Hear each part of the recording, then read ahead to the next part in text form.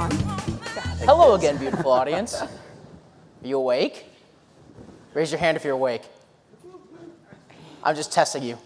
Last session before lunch. So I know, Yeah, sorry, guys. I know. We got to make sure. Yeah, I know. So why don't we get this thing started so that they can eat? But to get started, why don't each of you tell the audience a little bit about what your company is about and what your personal role is at your company.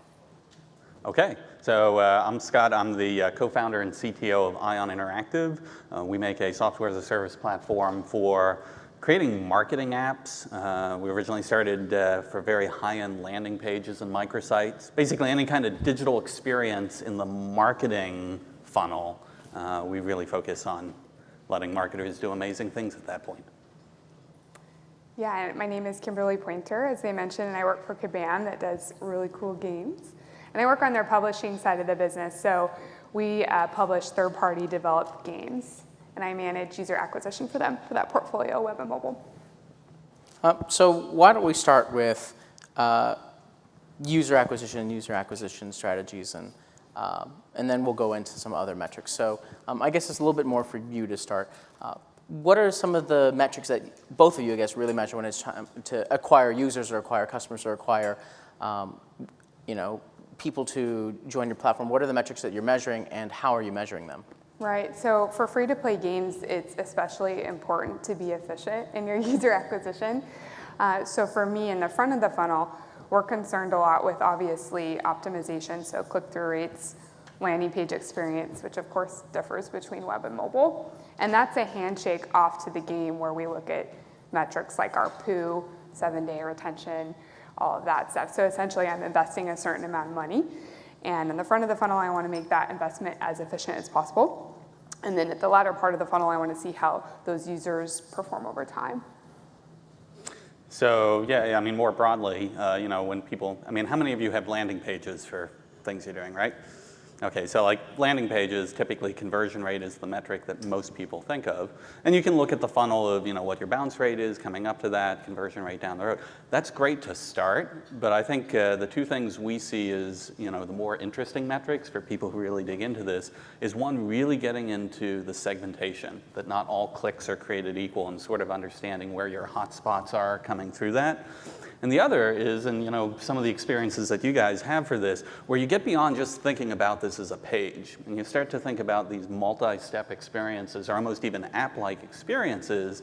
Now you get all this incredible data about, how people are progressing through engagement, and map that to the segments, and yeah, things get fascinating. Which is interesting because in a lot of our testing we've done, we've found huge lifts in sometimes adding steps, which is counterintuitive to that acquisition process. So. It's like Zipf's law, like people have always said, fewer clicks better. Absolutely not true. Yeah. It's the relevancy of the click. It's the engagement that people have that actually more clicks can raise your metrics. And maybe our industry too, it's a little more game-like sometimes if you're able to add that experience at the front of your funnel. So I'm just curious what kind of tools you're using to measure the segmentation and to measure, the clicks. What kind of tools do you each personally really love? Well, I'm biased. This is what our product does, I know, and it's great. But typically, even for platforms like ours, it's such a multi-party ecosystem these days that you're always layering in additional analytics packages. You're always passing this data to back-end systems, whether it's specifically, in Kabam's, their games take over from that point. But for other folks, the interplay between this and marketing automation systems and CRM systems, those tend to be pretty tight. Right. From the front of the funnel, it depends on what advertising network we're plugged into, right? So I'm looking at click-through rates there. And oftentimes we'll have creative campaigns that we use just for testing, and then we introduce only winners into the larger campaigns. The middle of the funnel, Ion, we work really closely with. And what I really look for there is to have something that provides automation but has a deep enough back end for me to dig into data if I need it. Once we get past that, we use Spotfire as a tool for me to check out campaign performance. And we even pass creative attribution along so I can see how different creative perform over time. The reason for that is that sometimes you might have a huge lift and you might be front loading a bunch of unqualified users. So I want to make sure that they're sticking around to play the games. So why don't we talk a little bit about maybe starting at the beginning of the product lifestyle, maybe like a significant event, especially for games, but just in general, is the launch. You know, when you're first put out that landing page or you put out that application. What are some of the considerations and preparations that each of you does when you're, say, launching a new site or a new product and to help it gain traction, to help your customers gain traction? So for us, you definitely want to put your best foot forward. With that said, you're going to have to stomach a little bit of high CPIs and lower conversion rates as you figure out what's really going to resonate for a game. We do pre-testing, however, where we're looking at icons, sort of theme testing to get an idea of what's going to work. For the third-party side of the business, that can be tough because we'll have a game that may have been wildly successful in other markets, and we're trying to figure out how is this going to work in U.S. markets. So we do quite a bit of testing there. Yeah, I think, you know, generally for testing, you know, for initial launch, I'd kind of fall back on like an, you know, artificial intelligence thing like simulated annealing. It's like you want these sort of very large jumps to try and explore the landscape of like what really big idea is going to have the most traction. And that's what A/B testing is, you know, terrific for. And then once you've sort of found the winner across that landscape, then you get into that more local optimization of, okay, now maybe we're tweaking the headlines, we're tweaking just a little bit of the, you know, copy, what the call to action is. But I think too often people, you know, from an optimization perspective, they leap right in to that micro optimization and they get stuck in a local maximum. And It's you true. guys have always been just so great about, you know, getting very bold with trying. We're okay with losing tests. So for us, when we launch a game, we have wildly different concepts and themes for that reason, because even if we lean on prior learnings, which we do, oftentimes testing will tell you that that doesn't mean anything for that particular game. So we're willing to stomach that initial several weeks where we're really figuring out. And what that ends up allowing us to do is have super efficient funnels afterwards because we're willing to be risky with it. And there's one thing I'll just add on to that, because you guys are a great example of this. Very often, you know, in marketing, like these landing page, the creation of them is just treated as something so different from the core product, and so the production value, frankly, tends to be very low. You know, and I think if you look at the examples that Kabam uses, you know, in these landing experiences, I mean, these are very high production value experiences, and so people get this first impression. They actually feel like they're starting that engagement with the game, even though it's just like a landing page. A very talented creative director will get you far.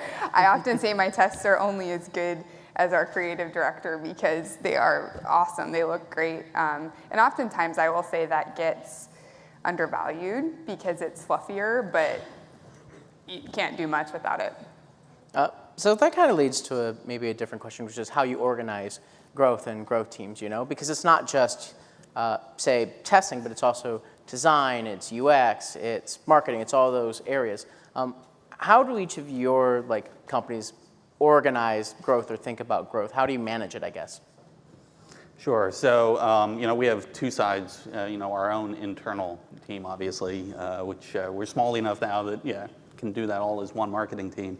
But the way we work with customers is it's usually a multi-party team. So there's like an account manager who really focuses on just understanding, you know, the match, the strategy, sort of running things at a very high velocity, you know, but then they pull together, you know, a creative team and creative resources, technical teams and technical resources as necessary. So I think the key thing when you're organizing this is you're really looking for something that your cycle time can accelerate as fast as possible. Particularly, I mean, you know, again, when you're lucky to be a company like Kabam where you've got enough traffic that you have the potential to really optimize from the traffic really as quickly as you're able to respond to the ideas and the opportunities. Right.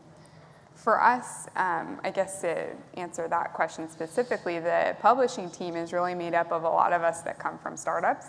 So we scale as revenue scales and automate what makes sense to automate. What I mean by that is you essentially want to be able to calibrate up, but gaming is volatile. You will have a hit and then you might not have one. And publishing within Kabam is a startup in itself. So I would say that we certainly don't pad seats. We're pretty lean, and yet we do have tools that we plug into like Ion that allow us to scale very easily and provide automation where we need it. So we've been talking about a lot about growth, but let's talk about what I think it may be especially your sweet spot, which is conversions. And so growth isn't just growth is just one aspect of the entire story. So I'm kind of curious a little bit about how do you work to, like, for you, how do you work to increase conversions for your games, and for you, how do you work to increase conversions for your customers? Sure. So again, I think it's very hard to give a general purpose answer to that, because I mean, what you want to understand is the audience. I mean, this is classic Clay Christensen milkshake marketing. Like, what's the job? Who are these people, you know, that you're trying to reach, you know, and what excites them? And I think starting that as, you know, the foundation. How do we get the product experience or the service experience higher up into the funnel, that they actually, what they're getting is their first impression, is something that, you know, really convinces, helps signal to them that your actual product and service is going to be a good match for them. And so I think once you start with that sort of a framing, then you just get into this mode of like, okay, well, let's come up with a series of hypotheses about how we deliver that. Again, taking that approach of start with some very giant leaps of some radically different approaches, you know, see which ones of those really wins, and then get into an iteration. It's like an innovate, iterate cycle that you keep going through. Yeah, and at Kabam, actually, when I was brought on, it was to run their conversion program, which was why I worked so closely with these guys. But from a user acquisition perspective, especially for publishing, that's a value added we have that the focus on conversion allows you to be way more competitive, especially everybody knows mobile CPIs are increasing. So being able to have a real big handle on that is going to make you pretty valuable. So growth in general is, you can divide it into, like, there's a lot of different levers you can pull, right? There's the marketing, there's the product side, there's press, there's all those areas. So I guess a little bit more for you, but I would love to hear answers from both of you, which is how do you divide, like, how do you figure out when you need to focus more on product versus the marketing versus the press? How do you manage like all those different aspects? Right, so when we introduce a title, it really depends on that title. Like I've mentioned, we have some that have been wildly successful in other markets. So if we're thinking about our marketing plan there, it might nod more towards traditional marketing. We recently partnered with YouTube to do the first playable demo on that platform, which was cool. But that made sense because the game was side-scrolling and it made sense for the product, right? Like it wouldn't make sense necessarily for everything. So yeah, it really just depends on the game. And then past that, when I look at my portfolio, I really try to benchmark all games against themselves, from click-through rate to 7-day retention and 7-day ARPU. What that allows me to do is say, okay, where do I need to spend my time? Do I need to focus on the front of the funnel, middle of the funnel? Is it game side? And the game side stuff is a little trickier because you can have the most efficient funnel in the world, and if the game itself doesn't hold up, you're really going to cap yourself at what you're able to scale in terms of interesting revenue. Yeah, I think that it's funny. I mean, well, not funny, but you know, I mean, marketing previously is just so disconnected from the core organization, and now in this environment, right, marketing is now at the very heart, you know, of customer relationships. But there's still things that I find, you know, we see again and again. One, if the marketers actually don't think the product or service is particularly good, typically they haven't been in a mode where they're like pushing back on that. Like, how do we actually make this better? This isn't really what our customers want. And I think you're now seeing that, you know, marketing has a lot greater say in that.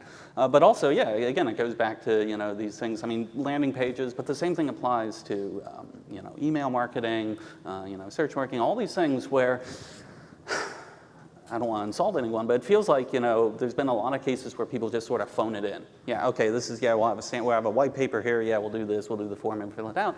And you've got to start thinking of those first touch points as really part of the product, service, brand experience. And again, I mean, the best way to do it is if you look at Kabam's, you know, experiences on this. I mean, you will feel like you have actually started the game. I mean, you're picking characters and you're engaged in it, and it's so impressive that, you know. It's fun. It should be fun. But I will say that anybody that's been at a gaming company knows that between marketing and the game, I call it a handshake. Sometimes it might not feel friendly, but essentially we should be working together to scale and grow. One assists the other, essentially. Let's let's talk maybe like a specific example or two. Maybe for you, a game that you or your team really helped drive the growth on and why that worked, and for you, maybe a customer, and how you guys helped really drive growth for maybe a specific customer or case study. So yeah, for us, some of our publishing deals are cross-licensed, so we have multiple other publishers we're competing against. And what's ended up happening, partly because our conversion is so competitive, is that these other publishers will back out after we kind of enter the game. So that allows us to essentially own the market after that, which is great. I'm curious which games where that's happened. You don't have to.